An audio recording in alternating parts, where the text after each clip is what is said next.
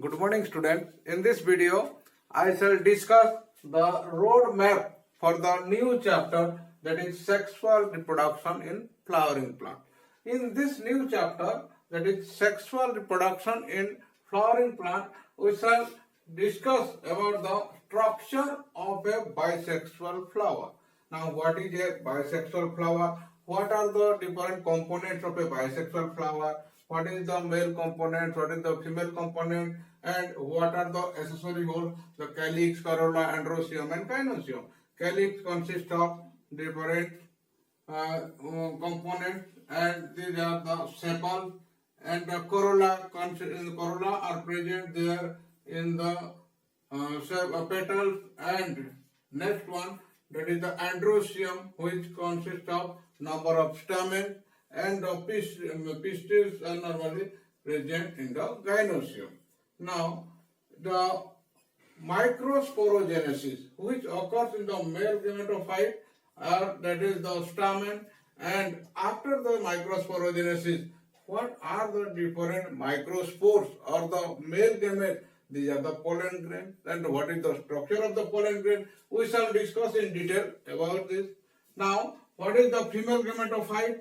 And the female gametophyte consists of number of structures like your ovule, then inside the ovule how the embryo sac is developed, and inside the embryo sac how the female gamete is developed, and this female gamete or the egg cell developed. There that process is called Megasporogenesis, and we shall study in detail about the process of megasporosis and the Megasporogenesis and the formation of the female gamete, that is the egg cell.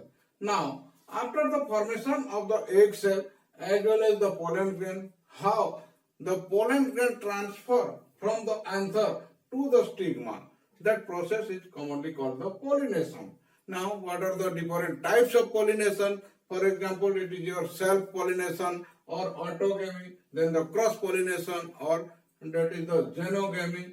Now, what are the different agencies which actually help in the transmission of the pollen grain from the anther to the stigma? So there are so many agents like your water, that is the abiotic agents, wind and water, and there are some biotic agents like your insects, the most common pollinators. They actually visit from one flower to another flower, and in this process they normally transport the pollen grain from the anther to the stigma of the different flower. Now, there are other agencies like your animals. They also visit from one flower to another flower, and they sometimes transfer the pollen grain. And there are some bats or the birds. They also help in this process. And we shall discuss in detail about the pollination process and how the cross-pollination is advantageous in comparison to the self-pollination, and how it is beneficial for the flowering plants. Now, next one, when the pollen grains they reach to the stigma, then how the pollen pistil interaction occurs, because there are number of pollen grains which fall in the stigma, and how the stigma actually recognize its own pollen grain or the pollen grain of that particular species, because there are number of pollen grains of the different species that fall there. Now, it normally recognizes it. That process is called pollen pistil interaction. And when the pistil is normally recognized the particular pollen grain of its species, and if it is in receptive condition, then only the germination of the pollen tube occurs. Then how this germination of pollen tube occurs, we shall discuss in detail. And when the pollen tube is germinated, how the pollen grain, it divides into two mitotically, and it proceeds towards the micropyle of the ovule, and through the micropyle, how it enters into the embryo sac, and how the fertilization process occurs there. That process, and why it is called the double fertilization.